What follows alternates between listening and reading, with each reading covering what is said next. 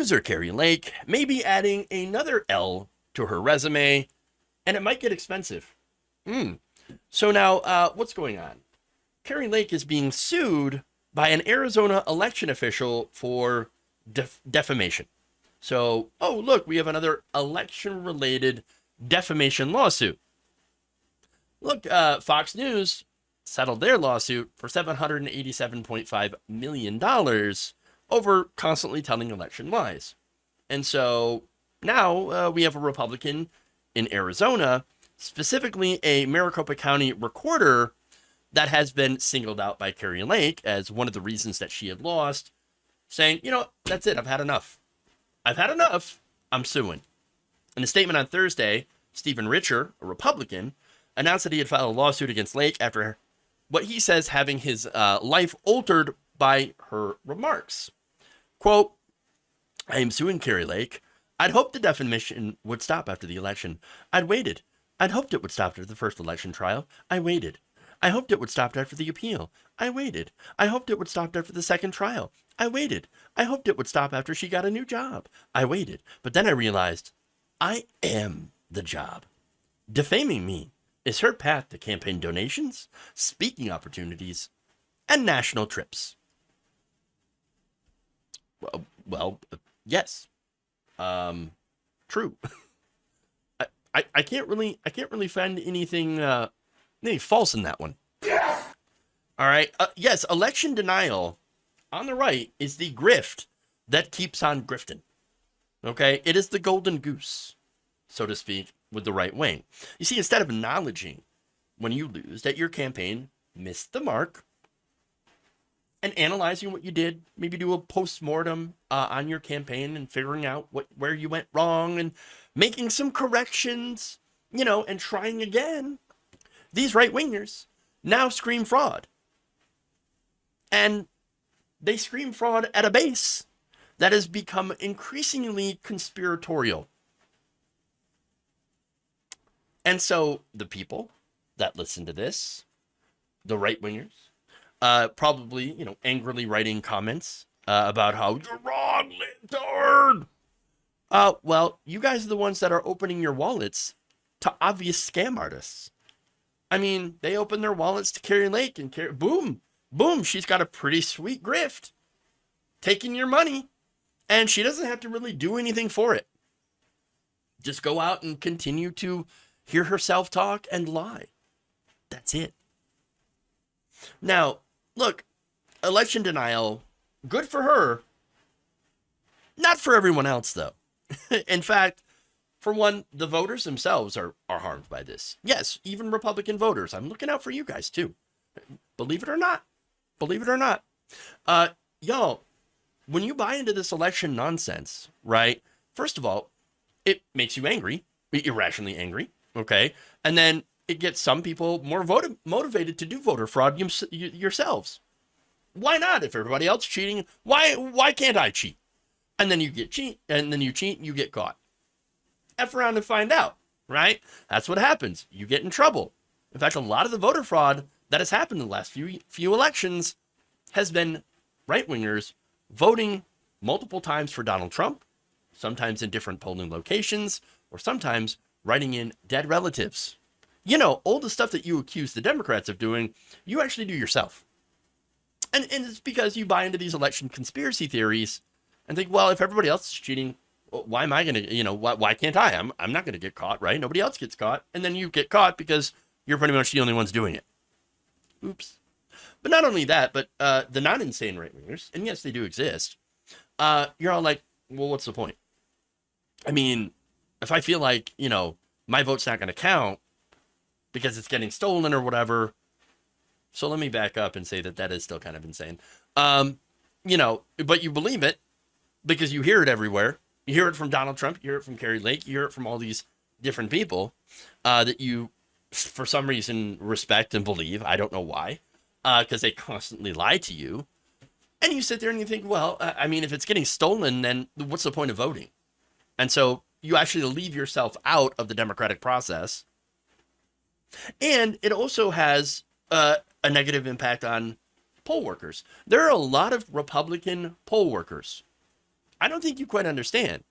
A lot of Republican poll workers that go in and they do their job, and they do a good job.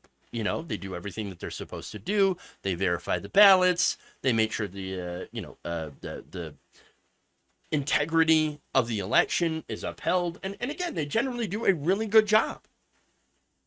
And, you know, a lot of them have found themselves on the receiving end of death threats by people who claim election, you know, conspiracies. Oh, this person is you know, making it, is helping the Democrats steal the election.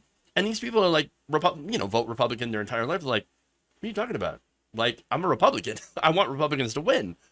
But I'm not doing these weirdo conspiracies that you think I am. I'm just doing my job. And part of it is because you don't understand what the job actually entails. And I remember talking about a man who had, you know, some doubts about the election back in 2016, becoming a poll worker himself, learning how it all works and going, oh, right, okay. No, there's no fraud here. No, it turns out I just didn't understand the process. Oops. So that's what's going on here. Now, these poll workers, again, as I mentioned, they will get threats. They will get stalked. They will get harassed. Okay? And that's what happened for Mr. Richer. So now he admits that while he's lived a very lucky and wonderful life, these defamatory statements against him from Kari Lake have altered his life for the worse materially. And just because I live a great life doesn't mean I have to sit back while somebody says false things about me and says I did truly horrible things that multiple courts found to be false. According to Richer's lawsuit, Lake and her gubernatorial campaign had falsely accused him of sabotaging the election to prevent Republican candidates, including Lake, from winning. It's funny because other Republican candidates who were not Kari Lake had actually won. In fact, in some of the most recent elections, the last two, you had election deniers that lost in a lot of cases, whereas average Republicans actually won. And so running the insane election deniers actually harmed your case. It harmed your party. You lost more because of it. Not because of some sabotage. Really, the sabotage was you. You did it to yourself. Self-inflicted wounds. Now, the comments, again, he mentioned that it hurt him materially, and I can understand why. So he ended up having to pay for security.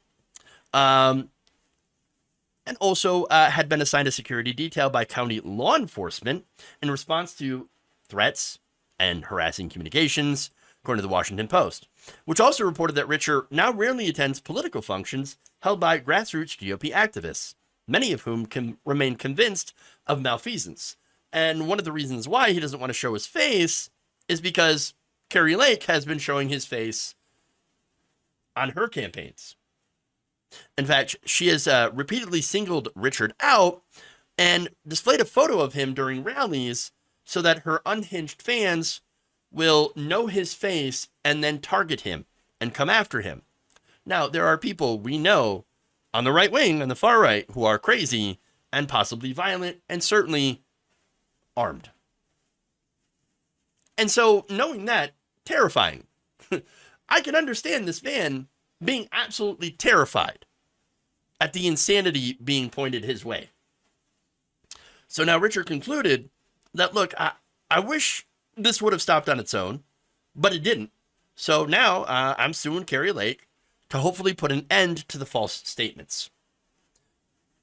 Whether or not he will actually succeed in that, well, that's another story, okay?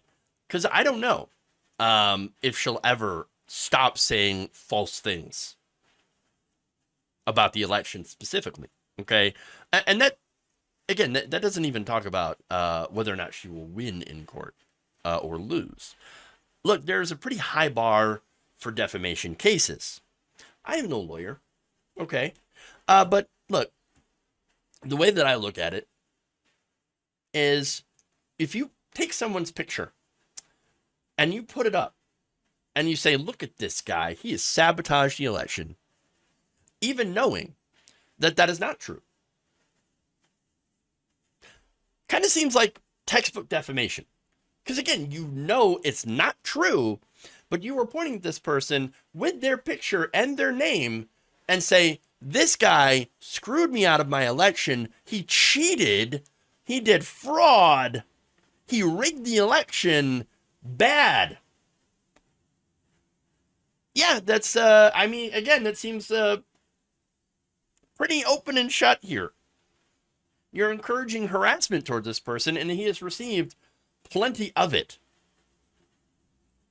So now, then why is she doing this? I think it's, again, the grift.